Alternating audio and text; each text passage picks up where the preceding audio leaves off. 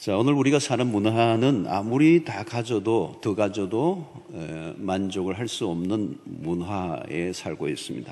소비적 문화라고 그러죠. 어느 시대보다도 번영한 시대를 역사적으로 우리가 살고 있지만 풍요 속에 우리는 빈곤 의식을 갖고 살고 있습니다. 우리 주변에서 늘 듣는 이야기는 감사보다는 불평과 불만이 더 많은 것. 불평과 불만의 소리를 우리는 더 많이 듣습니다. 우리 아이들에게도 자, 한 해 동안 감사한 것이 있으면 얘기해봐. 이렇게 하면 아이들이 그러면서 감사할 것 말고요. 불만스러운 거 얘기할게요. 뭐 이런다고요. 옛날에는 정말 함께 먹는 게 감사하고 먹을 게 있다는 게 감사한데 오늘은 많은 게 널려 있어도 감사를 모르는 이유는 뭘까요? 우리에게 주어진 것을 너무 당연하게 생각하는 것입니다. 우리가 사는 게 당연한 게 아니죠. 우리가 병원에만 가보아도 산소호흡기를 꼽고 있는 분들을 보면 호흡하는 게 얼마나 힘들어하는 것을 보면서 우리는 전혀 느끼지도 못하는 일상의 당연함. 자, 바울은 오늘 골로새서에서 감사라는 단어를 여러 번 사용합니다.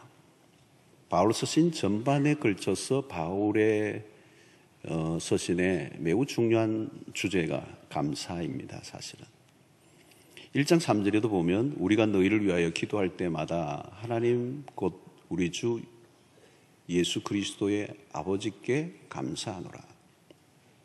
그가 기도할 때마다 이 감사를 빠뜨리지 않아요. 우리가 잘 알고 있는 것처럼 바울은 데살로니가전서 5장 18절에 범사에 감사하라. 범사에 감사하라. 항상 기뻐하라. 쉬지 말고 기도하라와 이어 범사에 감사하라. 이것이 그리스도 예수 안에서 너희를 향하신 하나님의 뜻이다. 자, 그런데 이 감사는 우리의 신앙의 매우 중요한 덕목이요. 또 우리의 살아야 될 삶의 모습이면서도 불구하고 이 감사는 결코 쉽지 않은 주제라는 것을 우리가 압니다. 만약 우리가 감사의 삶을 살 수만 있다면 그 인생은 거의 초월적 삶인 거죠. 탑 레벨에서 일어나는 가장 상층부, 영적 상층부에서 일어나는 일이 감사라고 볼 수 있단 말이죠. 결코 이 감사는 쉬운 게 아닙니다. 사촌이 논을 사는데 왜 내가 배가 아프죠? 살살 아파요. 확 아픈 것도 아니고 살살. 그리고 아프다는 표현도 하기 어려워요. 왜 배가 아프죠? 내 것으로 만족이 안 되는 거잖아요. 나의 현실에 만족을 못하는 거. 왜 남의 떡이 커 보이죠? 여러분, 가까운 사람에게 질투를 느낀다면 지금 불만족한 상태를 의미합니다. 부러움은 진다고 그러잖아요. 즐거워하는 사람과 더불어 함께 즐거워할 수 있는가? 우는 사람과 함께 우는 거는 할 수 있는데 즐거워하는 사람과 즐거워하는 게 어려워요. 내 아이는 떨어졌어요? 옆집 아이는 붙었어요. 즐거워한다는 게 어려운 거예요. 자, 오늘 성경이 말씀하는 감사는 단순히 일회성 행동을 말하지 않습니다. 한두 번 어쩌다가 그게 아니에요. 오늘 성경이 말씀하는 감사는 그리스도인의 아주 뚜렷한 특징이어야 하고 그리고 그리스도인의 스타일이어야 한다. 자, 감사는 천국의 삶의 방식이고 천국의 하나님의 백성의 스타일이라면 어떻게 감사의 삶을 살 수 있을까? 오늘 본문을 세 구절을 한 구절을 보고 우리가 살펴보려고 합니다. 15절을 먼저 보면 그리스도의 평강이 너희 마음을 주장하게 하라. 너희는 평강을 위하여 한 몸으로 부르심을 받았나니 너희는 또한 감사하는 자가 되라. 여기 매우 중요한 첫 대목입니다. 그리스도의 평강이 너희 마음을 주장하게 하라는 거죠. 자, 여기 주장하다라고는 이 단어의 뜻은 중재하다, 또 조정하다라고 하는 뜻이 있습니다. 자, 우리의 죄성을 갖고 있는 인간은 어느 곳으로인가 기울기가 쉬워요. 어느 쪽으로 기울기가 쉬운가 하면 불평 쪽으로 기울기가 쉽습니다. 그래서 우리는 불평 쪽으로 기울 것인가 감사 쪽으로 기울 것인가, 여기에 중재를 누군가 해야 되는데 그 중재를 그리스도의 평강이 중재한다, 이런 표현이에요. 자, 우리는 우리의 마음을 그대로 두면 죄성의 지배를 받습니다. 그런데 죄성의 지배를 벗어나 하나님의 평강이 우리의 마음을 지배하고 통제함에 따라 움직인다면 감사할 수 있다는 거죠. 환경의 지배를 받지 않고. 그리스도의 평강이 너희 마음을 주장하게 하라, 중재하게 하라. 원망과 불평하지 못하도록 그 그리스도의 평강이 너의 마음을 붙들어 줄 수 있기를 바란다는 것. 자, 그러면 이 평강이 우리에게 어떻게 주어지는가? 이 평강이라고 하는 것은 하나님과의 관계 안에서 주어지는 것입니다. 성경에서 말씀하는 이 평강, 평안은 언제나 하나님과의 관계와 연관이 있습니다. 요한복음 14장 27절을 보면 평안을 너희에게 끼치노니 곧 나의 평안을 너희에게 주노라. 주님은 나의 평안을 너희에게 주노라. 주님이 갖고 있는 이 평안은 어떤 것입니까? 내가 너희에게 주는 것은 세상이 주는 것과 같지 아니하리라.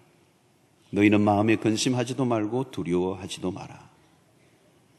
주님이 우리에게 평강을 주십니다. 우리가 가지고 있는 평안은 온전하지 않습니다. 어느 한순간에 팍 깨집니다. 주님이 주시는 평안은 외부적 환경에 흔들림이 없습니다. 자, 이 평안을 어떻게 얻을 수 있을 것인가? 빌립보서 4장 4절로 6절로 7절의 말씀, 우리가 잘 아는 말씀. 아무것도 염려하지 말고 다만 모든 일에 기도와 간구로 너희 구할 것을 감사함으로 하나님께 아뢰라. 그리하면 모든 지각에 뛰어난 하나님의 평강이 너희 마음과 생각을 지키시리라. 자, 우리가 염려할 수밖에 없는 상황이 왔을 때 기도해야 됩니다. 그런데 그 기도의 마지막은 뭐냐면 감사함으로 하나님께 아뢰는 거예요. 그리하면 모든 지각에 뛰어난 하나님의 평강이 너희의 마음과 생각을 주장하신다는 거예요. 외부적 염려와 근심이 침입해 들어오지 않도록 하나님의 평강이 너희의 마음과 생각을 붙들어 메어서 지켜줄 것이라는 거예요. 그러므로 기도에 있어서 최종적인 응답은 하나님의 평강, 그 평강이 우리의 마음을 주장할 때 상황에 휘둘리지 않는 감사를 할 수 있다는 것입니다. 성도 여러분, 하나님의 평강이 여러분들의 마음을 주장하는 은혜가 있게 되기를 축원합니다. 그러면 어떤 상황에도 감사할 수가 있어요. 자, 바울에 의하면 우리가 구할 것은 환경의 변화가 아니라 어떤 조건의 충족이 아니라 하나님의 평강이라는 것입니다.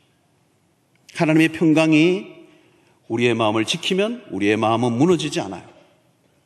결국 우리의 마음을 지켜주시는 분에 의해서 우리의 마음이 견고하지 않으면 하루에도 수없이 지옥과 천국을 오고 가는 것입니다. 여러분, 이스라엘 백성들을 보면 광야에서 그들은 원망과 불평을 쏟아냅니다. 그들의 뼛속까지 깊이 뿌리 박힌 이 노예 근성으로 인하여 그들 안에는 원망과 불평이 끊임없이 쏟아져 나옵니다. 여러분, 원망과 불평이 있다는 것은 당장 무슨 문제입니까? 하나님과의 관계에 문제가 있는 겁니다. 하나님과의 관계에 문제 있으면 하나님의 평강이 그들에게 흐르지 않아요. 그러니까 쉽게 좌절하고 무너지는 것입니다. 하나님에 대한 불신앙은 원망과 불평으로 드러납니다. 그런데 이 원망과 불평이라고 하는 것은 전념성이 굉장히 강합니다. 불과 몇 사람에 의해서 불평이 일어났던 것이 금방 삽시간에 공동체 전체로 번지면서 이스라엘 공동체 전체가 하나님의 심판을 받습니다. 이스라엘 백성들이 그들이 광야를 지나면서 끊임없이 애굽에 있을 때가 더 좋았다고, 그때는 가끔 고깃국도 먹었다고 푸념을 늘어놓습니다. 그들의 불평은 어려운 현실 때문이 아니고 하나님과의 관계에 문제가 생겼기 때문입니다. 하나님에 대한 불신앙이 찾아드는 순간에 모든 상황이 불행스럽게 보였습니다. 우리는 이 성경을 볼 때마다 이스라엘의 역사들을 보면서 어떻게 이렇게 한심하고 이들의 모습을 보면 참으로 답답하지만 어쩌면 이스라엘의 백성들의 모습 속에 우리의 모습을 봅니다. 왜 이스라엘 백성들이 그 상황 속에서 원망과 불평을 합니까? 그 닥친 상황에 왜 파묻혀버리고 그들이 원망과 불평합니까? 하나님이 안 보이기 때문에. 성도 여러분, 우리는 우리에게 닥친 어떤 상황이 심각하다 할지라도 우리 하나님은 그 상황보다 훨씬 더 크신 분임을 믿으시기를 축원합니다. 그때 평강이 오는 거예요. 여러분, 은혜 생활을 우리가 해야 되는 이유가 바로 그것입니다. 하나님과 바른 관계를 맺고 있으면 그 하나님의 평강이 나를 지배할 때 흔들리지 않고 감사 생활을 할 수 있게 되는 것입니다. 그럼 우리의 기도에 매우 중요한 것은 감사함으로 하나님께 기도하는 거예요. 감사함으로 하나님께 아뢰라. 그리하면 모든 지각에 뛰어난 하나님의 평강이 너희 마음과 생각을 지켜주시리라. 그 염려의 자리에 기도를 바꾸어 놓으면, 그리고 그것을 감사의 기도로 바꾸어 놓는다면 우리의 삶은 희한하게도 하나님의 평강이 내 마음을 지배하여 염려해야 하는데도 불구하고 염려가 일어나지 않는 독특한 경험을 하게 될 것이고, 그때 우리는 비로소 감사할 수 있는 것입니다. 두 번째, 오늘 여기 중요한 말씀은 16절의 말씀이에요. 그리스도의 말씀이 너희 속에 풍성히 거하여, 이 대목입니다. 매우 중요한 대목. 그리스도의 말씀이 너희 속에 풍성히 거하여 모든 지혜로 피차 가르침에 권면하고 시와 찬송과 신령한 노래를 부르며 감사하는 마음으로 하나님을 찬양하고. 여기서 핵심은 그리스도의 말씀이 너희 속에 풍성히 거하여. 여러분, 우리 안에 무엇을 채우느냐가 매우 중요합니다. 우리가 안에 채워져 있는 것이 우리의 삶에 영향을 끼칩니다. 이런 먹는 것이 우리의 육체에 영향을 끼치는 것처럼 우리의 영혼도 우리가 먹는 것에 따라 달라집니다. 보는 것들이 우리에게 영향을 미칩니다. 여러분, 오늘 16절에 그리스도의 말씀이 너희 속에 풍성히 거해, 여기에 주목해야 합니다. 우리의 그리스도의 말씀이 우리의 생각과 언어와 행동과 모든 말을 지배할 수 있도록, 우리의 하나님의 말씀이 우리 안에 가득 채워져야 된다는 거예요. 풍성히 거하도록 해야 된다는 거예요. 그리고 단순히 그냥 성경을 가끔 읽는 것으로는 안 돼요. 매일 읽고 주야로 묵상하는 자가 되어야 된다는 거예요. 말씀이 우리의 생각과 마음 안에 깊이 스며들어 채워지도록, 우리도 모르게 비정상이 정상인 것처럼 알고 있는 이 잘못된 생각의 개념을 다 제거하고 하나님의 진리 안에 우리의 마음이 정리되어져서 세상의 문화로부터 영향을 받았던 것들을 걷어내는 작업을 해야 된다는 것입니다. 거짓된 진리에서 헤어나오려고 하면 대충 말씀을 보고는 되지 않아요. 핵심은 말씀 충만입니다. 말씀이 우리 안에 충만하면 새로운 안경을 끼게 됩니다. 눈에 보이는 것들에 속지 않을 수가 있습니다. 우리는 세상이 말하는 축복과 성경이 말하는 축복에 대해서 오해를 할 때가 많이 있습니다. 하나님의 말씀을 깊이 알아가면 자연스럽게 구별되는 것이죠. 하나님의 말씀이 우리 안에 충만히 채워질 때 우리는 세상의 원리를 따라가지 않고 살 수가 있는 것입니다. 그리스도의 말씀이 충만한 것이 곧 그리스도가 충만하게 될 것이고, 그리스도의 충만은 곧 성령의 충만으로, 그래서 그 성령 충만은 우리를 감사 충만으로 이끌어낸다는 것입니다. 자, 오늘 목표는 그리스도의 말씀이 내 안에 풍성히 거하고 차고 흘러 넘치게 하는 것입니다. 그러면 오늘 여러분, 우리가 말씀을 간단히 듣고 그냥 감사주일이니까 앞으로 감사하게 살아야지 하고 의지로 그냥 한번 주먹을 뿔 건지고 결단하고 돌아간다고 감사 생활이 되는 게 아니라는 거예요. 왜? 우리의 신앙과 현실은 너무도 갭이 크기 때문에. 오늘 여기서는 아멘하고 은혜 받았지만 교회 문을 열고 나가는 순간부터 우리에게 밀려오는 수없는 세상의 파도와 수없는 사건과 문제들이 일어나면 한순간에 우리는 감사를 잃어버릴 수밖에 없단 말이죠. 거기에서 우리가 승리하는 비결은 뭘까요? 하나님의 말씀을 차곡차곡 우리 일평생 동안에 조금씩 채워나가는 이 작업은 하루아침에 일어나는 일은 아닙니다. 조금씩 채워져 가야 합니다. 하나님의 말씀이 우리 안에 조금씩 채워져 가면서 어느 날 내 내면을 그 말씀이 지배하고 그 말씀이 우리의 입술에서 터져나오는 역사가 일어날 때까지, 말씀이 나를 지배하는 순간까지 가야 된다는 거예요.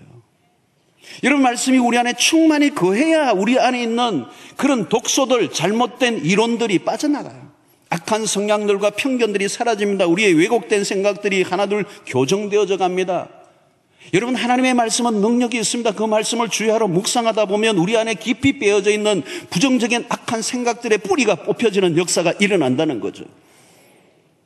여러분, 우리가 부정적인 이 사고가 자리 잡고 있으면요, 늘 부정적인 삶의 노예가 돼요. 항상 부정적인 관점으로 잘못된 생각에 꼬리를 물면서 아무리 좋은 일이 일어나도 감사하지 못하는 왜곡된 삶이 되고 만다는 거죠. 이 생각의 틀을 바꾸어 놓는 것은, 잘못된 가치와 생각을 틀을 바꾸어 놓는 것은 하루아침에 일어나는 것이 아니라 끊임없이 하나님의 말씀을 읽고 끊임없이 하나님의 말씀을 묵상하는, 성경에 여러분 여호수아 1장이나 시편 1편에서 얘기하는 주야로 묵상한다라고 하는 말이 그런 것입니다. 하나님의 말씀을 내 입에서 떼지 말라고 얘기하는 이유가 바로 그거예요. 여러분, 말씀이 우리 안에 채워지면 나중에 어떤 일이 일어난다고요? 모든 지혜로 피차 가르치는 일들이 일어난다는 거예요. 언제 여러분 누군가 함께 얘기하는데 나는 그냥 별 말을 안 했는데 그분은 충격을 받아요. 나는 몇 마디 했는데 그 사람이 그냥 용기를 얻어요. 왜? 내 안에 하나님의 말씀이 채워져서 어느 날 흘러나가기 시작하니까 그 진리가 나가는 거예요. 그냥 말이 아니에요. 그리고 오늘 여기 뭐라고 말합니까? 그 말씀이 채워지니까 시와 찬송과 신령한 노래가 터져 나온다는 것입니다. 여러분, 말씀이 채워지면 그때부터 예배가 시작됩니다. 말씀을 이래 하나님이 누구신지를 알게 되고 하나님의 말씀이 내 안에 충만하게 채워지니까 내 입술에서 찬송이 터져 나오고, 찬송의 입술에서 어떻게 불평이 터져 나올 수가 있겠습니까? 그러므로 말씀 충만은 감사 충만이요, 감사 충만은 성령 충만이요, 성령 충만은 찬송 충만이요. 거기에서는 원망과 불평이 자리를 잡을 곳이 없게 되는 거예요. 사랑하는 성도 여러분,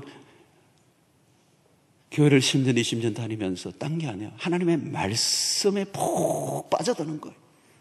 진리가 여러분을 지배하게 해야 합니다.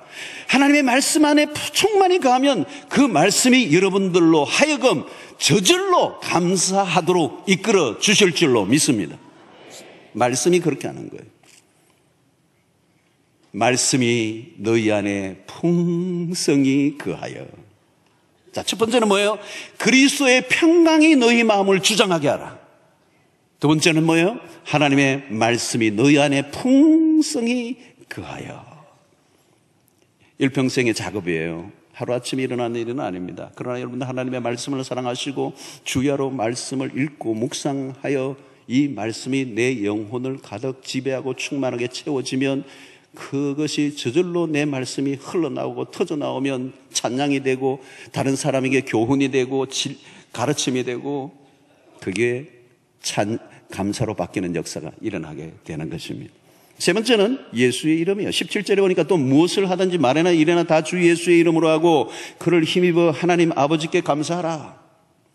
자, 우리가 무엇을 하든지 말이나 일이나 다 주 예수의 이름으로 하라는 겁니다. 여러분, 주 예수의 이름으로 하라는 이 말은 우리의 소속이 무엇인가를 얘기합니다. 그 시대 속에 예수 그리스도의 이름을 말하는 것, 일하고 그 예수의 이름으로 행동하고 일하고 말하는 것은 내가 누구인가를 밝히는 거예요.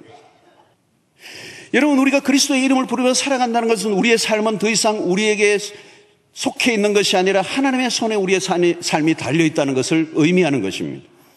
우리가 실패할 것처럼 보여도 하나님은 우리를 결코 실패로 끝나지 않게 할 것이라는 믿음을 가져야 합니다. 오늘 여기 보니까 그를 힘입어 하나님 아버지께 감사하며, 감사의 대상이 누구입니까? 하나님이에요. 왜요? 우리의 모든 삶에 주어진 것, 모든 선한 것, 좋은 것은 위로부터 하나님으로부터 주어진 것이기 때문에 여러분, 어떤 것에 대해서 감사하더라도 그 감사의 궁극적인 것은 하나님이세요. 어떤 사람이 나를 도와줬어요. 그러나 그 사람에게 감사하지만 그 사람이 나를 돕게 하신 분은 하나님이세요. 그리고 하나님에게 감사하는 거예요. 그리고 오늘 여기 보니까 그를 힘입어. 우리는 우리의 힘으로 감사할 수가 없어요. 하나님의 힘이 우리에게 주어져야 감사할 수가 있고, 하나님이 우리를 도와주셔야 상황을 뛰어넘어 감사할 수가 있는 것입니다. 지금은 로마의 감옥에 바울이 갇혀 있습니다. 열악한 환경입니다. 예수의 이름 때문에 핍박을 받고 감옥 속에 갇혀 있는 이 골로새서를 지금 기록하고 있어요. 바울뿐만 아니라 1세기 그리스도인들은 예수를 믿는 순간, 예수의 이름을 말하는 순간 그들은 환난과 시련과 핍박 속에 사로잡히게 되었어요. 상황은 좋지 않았습니다. 그러나 바울은 그의 입술에서, 그의 서신에서 끊임없이 감사를 말하고 있습니다. 환경은 좋지 않고 열악하고 힘든 상황 속에서도 감사하게 하나님은 다른 것이 아니라 그리스도. 일어난 상황이 우리의 인생을 바꾸어 놓는 것이 아닙니다. 우리의 인생은 하나님의 손에 달려 있습니다. 그리스도의 이름에 생명을 거는 이유는 우리의 죽고 사는 것이 하나님의 손에 있기 때문에. 바울은 눈에 보이는 힘에 굴복하지 않았습니다. 자신을 위협하는 환경이나 사람에게 휘둘리지 않았습니다. 여러분, 우리는 언제나 그리스도의 이름을 붙들고 살아야 될 것입니다. 감사는 지금의 상황을 보는 것이 아니라 그 다음에 일어날 일을 바라볼 때 일어나는 것입니다. 예수님은 지금 초라한 오병이어를 보시지만 이것만 본 게 아니에요. 이것을 통하여 수천 명이 먹고 남는 역사, 미래의 시간을 본 것이죠. 성도 여러분, 성도는 지금보다 나중에 나은 인생이 될 것을 믿고 살아가는 사람들이에요. 우리의 미래의 소망은 하나님에게 있어요. 우리의 미래의 시간은 하나님의 손에 달려있기 때문에 우리는 그 하나님을 신뢰함으로 우리의 미래를 소망하는 것이죠. 여러분, 믿음을 강조하는 이유가 뭘까요? 왜 믿음합니까? 우리가 지금 현재는 아니지만 반드시 미래는 하나님이 승리케 해 주실 것이다 믿는 거예요. 여러분, 감사는 치유를 낳습니다. 감사하지 못하고 있다면 지금 마음이 병들어 있는 겁니다. 끝도 없이 더 많은 것을 요구하는 이 불만족의 병은 우리의 삶을 망가뜨리는 것입니다. 감사하지 못하는 마음 안에는 교만함이 있고요. 감사하지 못하는 마음에는 허영이 있고요. 병들어 있는 거예요. 그 병든 마음을 치료하는 명약은 감사 생활이에요. 여러분, 우리의 손을 벗어나서 돌아가는 일들이 너무 많아요. 진짜 중요한 것들은 우리의 손을 다 벗어나 있어요. 그 말은 하나님의 은혜밖에 없다는 거예요. 은혜에 맡길 수밖에 없다는 것이죠. 여러분, 아직 이루어지지 않은 기도가 있을 것입니다. 그러나 낙심하거나 불평하지 않게 되기를 바랍니다. 하나님이 더 좋은 것을 주시기 위해서 시간을 들이고 계심을 믿으시길 바랍니다. 하나님이 무엇인가를 만들고 계세요. 여러분, 요셉이 그냥 요셉 된 거 아니잖아요. 요셉이 어느 날 갑자기 요셉 탁 해가 국무총리 된 거 아니에요. 많은 사람들이 자기 자식의 이름을 요셉이라고 많이 하는데 요셉이 성공한 날을만 생각하는데 요셉으로 이름을 지었을 때는 각오하셔야 돼요. 감옥도 들어간다고요. 감옥도. 과정이 복잡한 거예요. 그 과정을 이겨내도록 하나님 우리에게 믿음을 주시고 그 험난한 벼랑 끝으로 모는 이유는, 내 인생을 벼랑 끝으로 모는 이유는 그 벼랑 끝에서야 비로소 믿음의 날개가 필요하니까 믿음의 날개를 달고 날아나는 거예요. 날아나는 거. 좋지 않은 일만 일어났습니까? 지금까지 내 인생 가운데.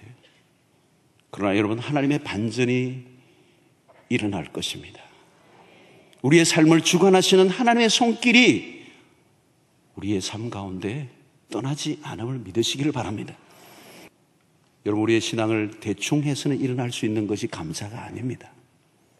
한번 의지적인 결단을 한다고 이루어질 수 있는 것도 아니에요. 이건 세월이 필요한 것입니다. 시간이 지난다고 되는 것은 아니에요.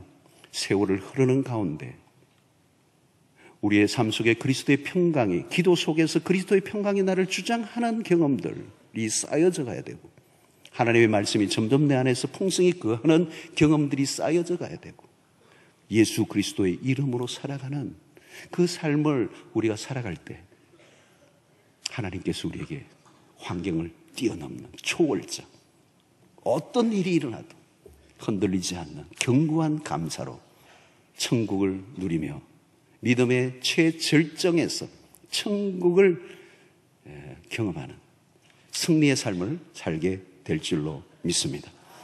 이 감사로 하나님께 영광을 돌리는 승리하는 인생 되시기를 주의 이름으로 축원합니다.